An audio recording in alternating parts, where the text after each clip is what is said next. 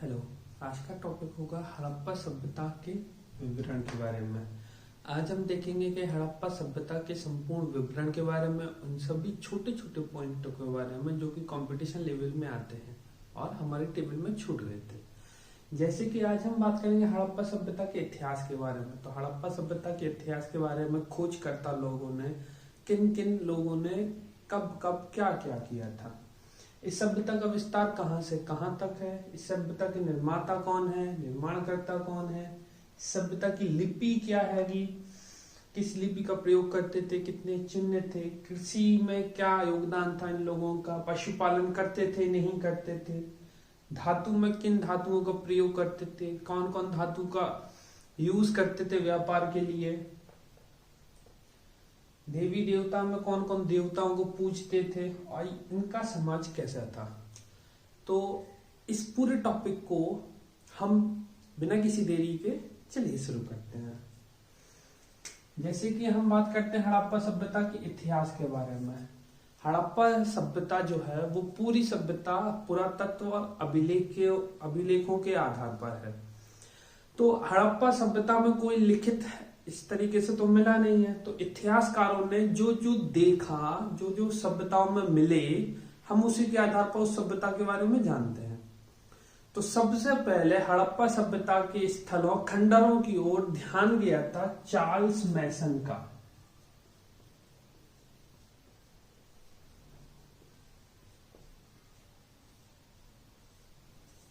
जो ये खंडर हैं उनकी ओर सबसे पहले ध्यान गया था चार्ल्स मैसन का। तो चार्ल्स मैसन ने इसके बारे में पूरी तरीके से खोज नहीं कर पाए थे, सिर्फ उनका ध्यान गया था और उन्होंने अपनी किताब में इसके बारे में जिक्र किया था।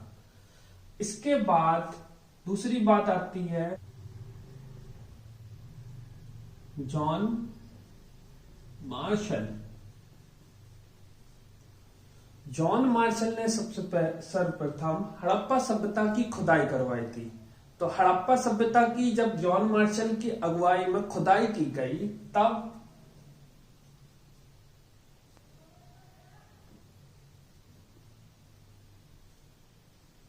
राय बहादुर दयाराम साहनी, जॉन मार्शल की अगुवाई में राय बहादुर दयाराम साहनी ने पाकिस्तान के पंजाब में खुदाई करवाने के बाद उनको एक शहर मिला जिसका नाम है हड़प्पा। और राखलदास बनर्जी, जॉन मार्शल की अगुवाई में बहुत से लोगों ने खुदाई करना शुरू की। तब राय बहादुर दयाराम साहनी को पाकिस्तान के पंजाब के पास लड़कान माउंट गोमरी के पास, पाकिस्तान के पंजाब में माउंट गोमरी के पास हड़प्पा स्थल मिला। दूसरा, राखलदास बनर्जी को सिंधु नदी के किनारे पाकिस्तान में मोहनजोदाड़ो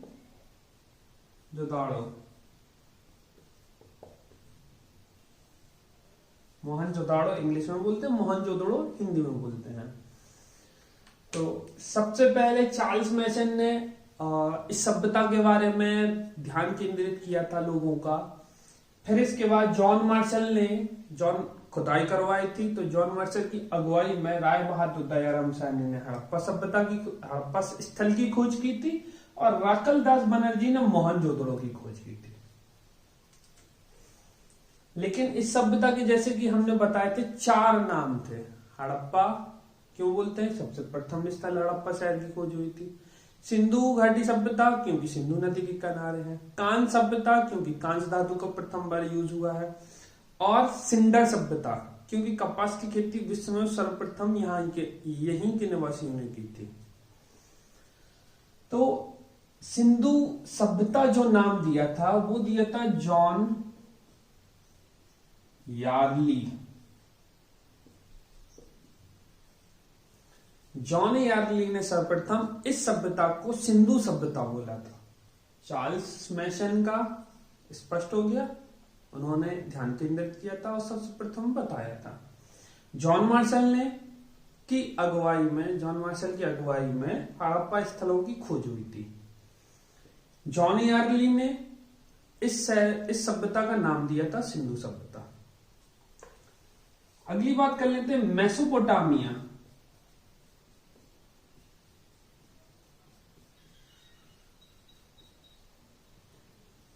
मेसोपोटामिया में हड़प्पा स्थल के उनके पास क्या बोलते हैं मोहरें मिली थी। उन मोहरों में हड़प्पा स्थल को मेहुला कहा गया, क्योंकि जो हड़प्पा सभ्यता है वो लगभग 4,000 साल पुरानी है। इसी दौरान विश्व में तीन और सभ्यताएं थी। मिस्र की सभ्यता, मेसोपोटामिया की सभ्यता, चीन की सभ्यता। ये तीन के साथ साथ हड़प्पा सभ्यता भी थी। तो हड़प्पा सभ्यता किन किन लोगों से व्यापार करती थी ये तो ऑलरेडी हम आपको बता चुके हैं। कौन कौन सी धातुओं का प्रयोग करती थी वो भी हम बता चुके हैं। कौन कौन सी धातु का व्यापार में यूज करती थी वो भी बता चुके। तो मेसोपोटामिया में जब व्यापार करती थी तो मेसोपोटामिया की सभ्यता में हड़प्पा सभ्यता को मेहुला कहा गया था, क्योंकि वो गिन्नी टाइप की होती थी मोहर उसमें। नेक्स्ट आगे बात करते हैं। इसका इतिहास क्लियर हो जाता है। बाकी छोटे मोटे क्वेश्चन जो छूट जाते हैं वो आप लोग कमेंट बॉक्स में लिख सकते हैं, और उनका डिस्क्रिप्शन ऑलरेडी हम दे देंगे। दूसरी बात करते हैं सभ्यता का विस्तार और निर्माण। सभ्यता का विस्तार कहां से कहां तक है ऑलरेडी हम आपको बता चुके हैं कि सभ्यता त्रिभुजाकार है। ऊपर है मांडा जम्मू कश्मीर, दक्षिण में है, उत्तर में मांडा, दक्षिण में दाइमाबाद महाराष्ट्र, और पश्चिम में बलूचिस्तान, सुतका गेडोर,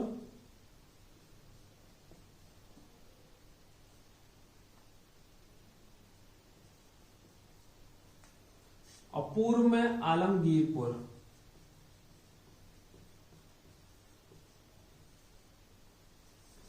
पूर्व में आलमगीरपुर, पश्चिम में सुतका गेडोर। आलमगीरपुर उत्तर प्रदेश मेरठ भारत, सुतका गेडोर बलूचिस्तान पाकिस्तान, दाइमाबाद महाराष्ट्र भारत, मांडा जम्मू कश्मीर चिनाब नदी के किनारे भारत।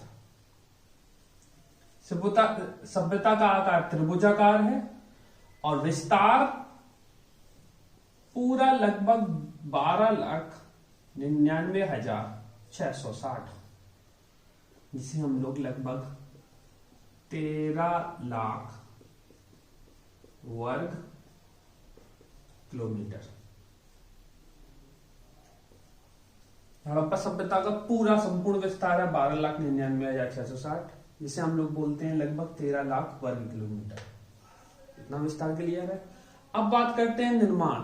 हड़प्पा सभ्यता के निर्माता कर्ता कौन है? अधिकांश लोगों का मत है कि जो निर्माता हैं हड़प्पा सभ्यता के वो द्रविड़ लोग हैं। द्रविड़ लोगों ने इस सभ्यता का निर्माण किया है। ठीक, ये दोनों पॉइंट क्लियर होते हैं। द्रविड़ देवता होना भी चाहिए, क्योंकि अब आप ये बात समझ लीजिए, हम लोग अभी जब साइंस की जनरेशन में आए हैं तब से डबल फ्लोर ट्रिपल फ्लोर की बात करते हैं, नहीं तो कच्चे मकान ही डबल ट्रिपल करते थे। इस समय पक्के मकान डबल फ्लोर के ट्रिपल फ्लोर के होते थे। तो आप समझ लीजिए कितने देवता ही बोल दीजिए। लिपि की बात करते हैं। इस सभ्यता की लिपि भाषा कैसी थी?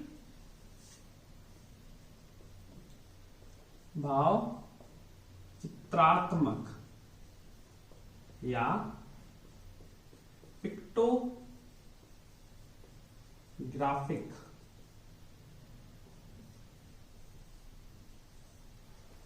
सभ्यता की लिपि कैसी थी? भाव चित्रात्मक मीन्स भाव के द्वारा दर्शाते थे कि कौन लोग क्या कर रहे हैं। इसे हम लोग इंग्लिश में पिक्टोग्राफिक बोलते हैं। याद रखना, ज्यादातर क्वेश्चन भी आता है कि हड़प्पा सभ्यता की लिपि कैसी है, तो ऑप्शन में हिंदी में लिखा मिलेगा पिक्टोग्राफिक। भाव चित्रात्मक बहुत कम मिलता है। कुल चिन्ह 64 चिन्ह है। जैसे इंग्लिश में 26 चिन्ह है, ऐसे ही लिपि में जो कि पिक्टोग्राफिक है उसमें 64 चिन्ह मिले हमें।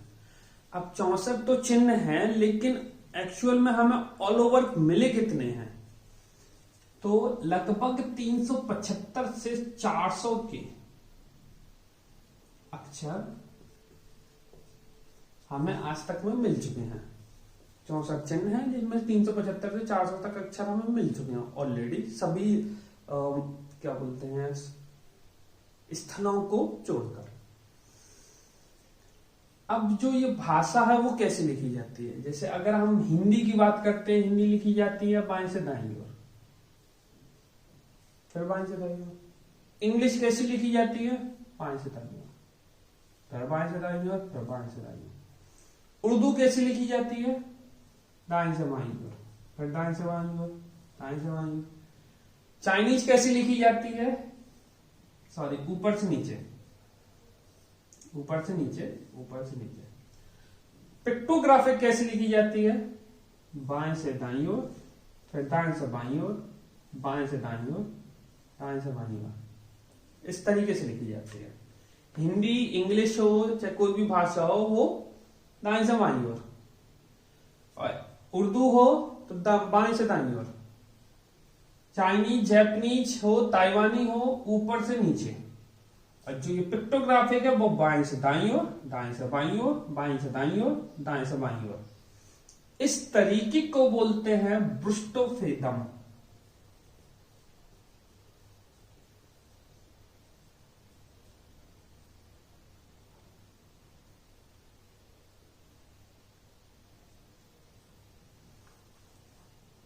एक सेकंड, ब्रुष्टोफेदम, ब्रुष्टोफेदम या रेस्टोफेदम, रेस्टोफेदम, फेहम, फेदम, ब्रस्टोफेहम, रेस्टोफेदम, ये दो नाम बोले जाते हैं जो कि बाएं से दाईं ओर, दाएं से बाईं ओर लिखी जाती है पिक्टोग्राफिक। इतना क्लियर है? और हाँ, ये सभ्यता जो है आज तक हम लोग पढ़ नहीं सके, ज्ञात है, पढ़ नहीं सके। इसका मीन्स क्या है? ये इतिहास में कौन सी जगह पर है? जैसे हम लोगों इतिहास में प्राग ऐतिहासिक काल, 3 तरीके का इतिहास होता है।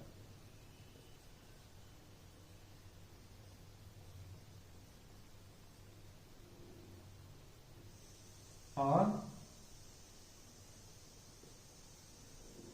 आंध्र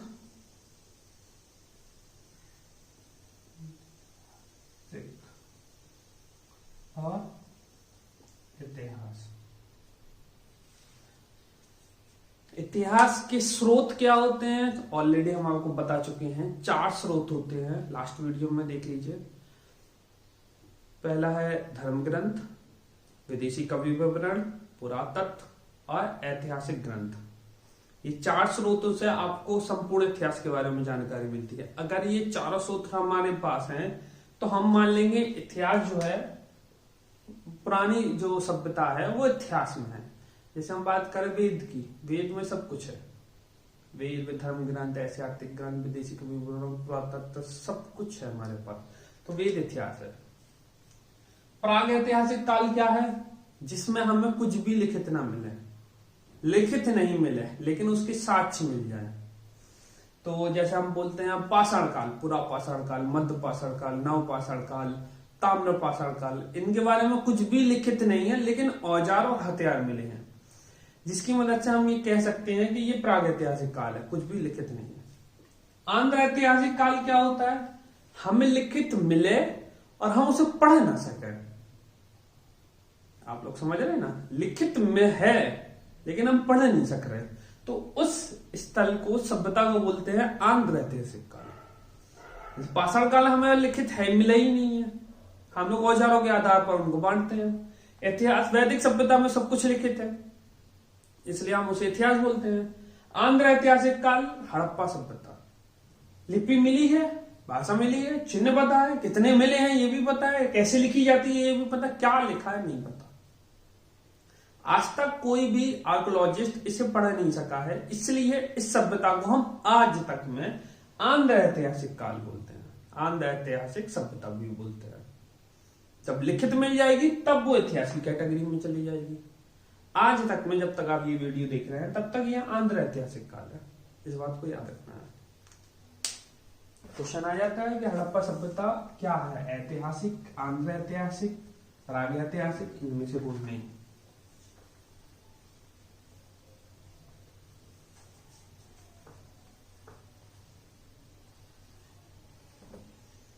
नेक्स्ट टॉपिक पर आते हैं तो कृषि। हड़प्पा सभ्यता के लोग कृषि से कैसे थे, कृषि से बहुत जुड़े हुए थे और व्यापार करते थे, कृषि करते थे, जिसमें से प्रथम फसल थी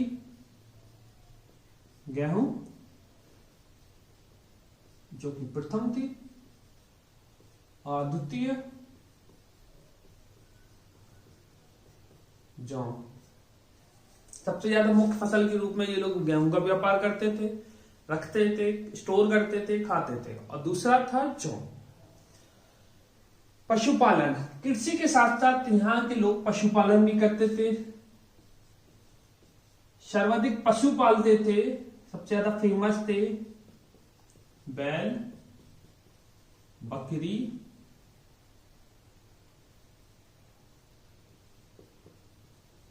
भेड़। बैल, बकरी, भेड़ इन लोगों का प्रिय पशु था, जो कि पशुपालन के रूप में यूज किया जाता था। लेकिन ये लोग कितनी पशुओं को जानते थे, तो इसके बारे में भी देख लेते हैं। बैल,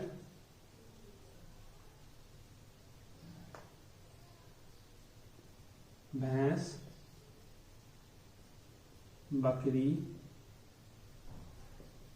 भेड़, सुअर, कुत्ता,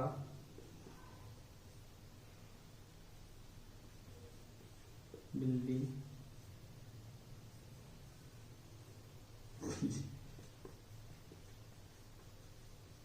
बिल्ली, ऊंट, गधा, बाघ, हिरण, मोर। कितने लोगों को पशु के लिए, पशुपालन के लिए, पालने के लिए यूज करते थे, तो बैल, बैल, बकरी। और कितने पशुओं को जानते थे, इन लोगों ने देखा था, तो बैल, भैंस, बकरी, भेड़, सुअर, कुत्ता, बिल्ली, ऊंट, गधा, बाघ, हिरण, मोर। इतने पशुओं को ये लोग जानते थे और देखते थे, देखे थे, आसपास रहते थे। लेकिन जानने वाला पॉइंट ये है, सबसे इंपॉर्टेंट ये है कि ये लोग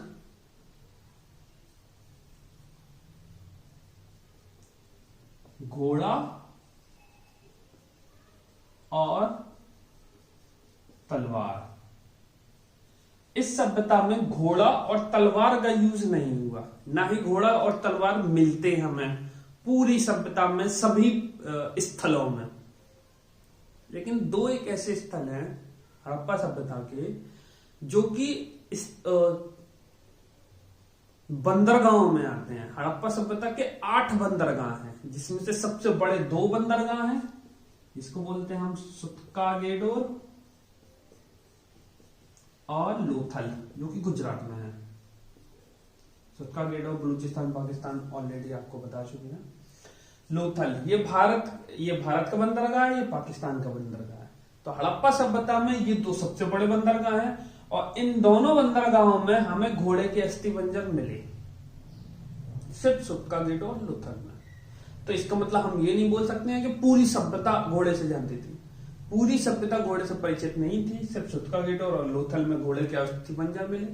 तलवार को लोग नहीं जानते थे, बाकी कुल्हाड़ी, हंसिया और साउथ के तरीके का बखे वो लोग जानते थे। और इस सभ्यता में गाय का अस्तित्व कहीं पर ही नहीं था। वैदिक सभ्यता में गाय का अस्तित्व होता है, बहुत अच्छे से होता है, लेकिन इस सभ्यता में गाय का ना तो कहीं पर अस्थिपंजर मिले, ना ही कहीं बताया गया है। तो गाय का यूज नहीं हुआ है, गाय को नहीं जानते थे, घोड़े को नहीं जानते थे, सिर्फ बंदरगाहों में मिले, मतलब दूसरे देशों से जब व्यापार करते थे तो घोड़े क्यों मिला। और तलवार के बारे में जिक्र नहीं है। इतना क्लियर है। आगे कोई भी होता है क्वेश्चन तो आप कमेंट बॉक्स में लिख सकते हैं किसी भी जानवर के बारे में, तो उसके बारे में पर्सनल डिटेल्स हम और दे देंगे आपको।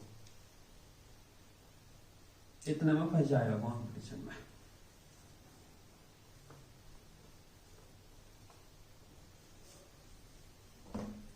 नेक्स्ट बात करते हैं धातु के बारे में।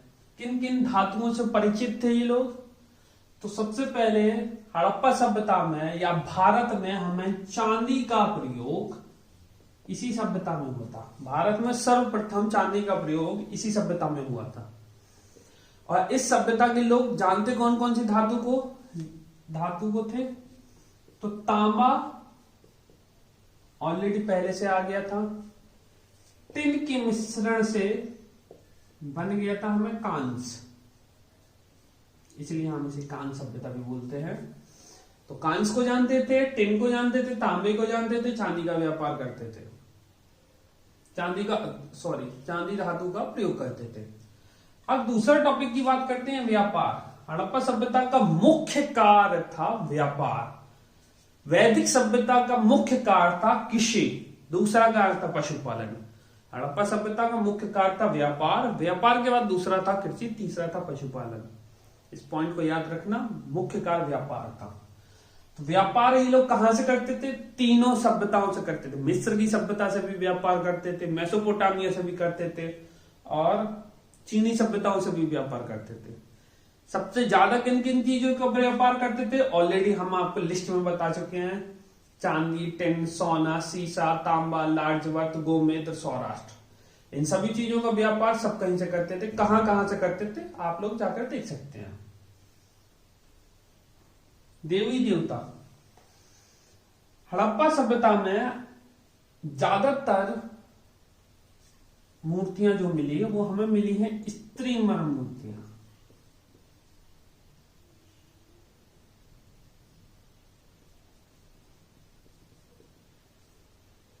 स्त्री मर्म मूर्ति मतलब स्त्री की मूर्तियां, मिट्टी की मूर्तियां अधिकांश हमें मिली हैं। और यहां पर धरती को उर्वरता की देवी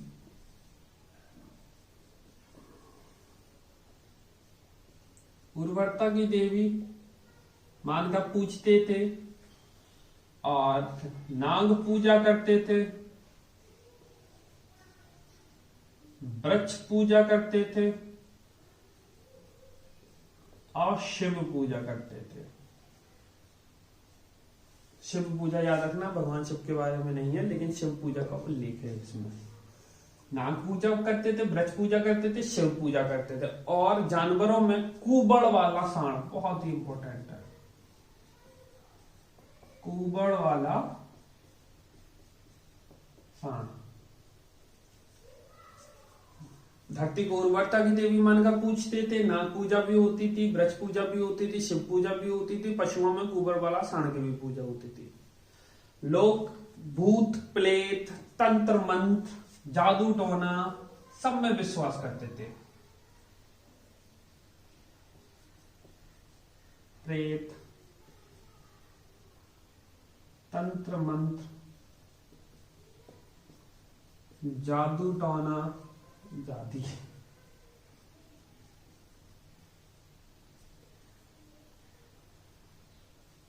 जादू टोना सबका विश्वास करते थे। और यहां पर लिंग की पूजा भी ज्यादा फेमस थी देवता। अब लास्ट पॉइंट रह गया है,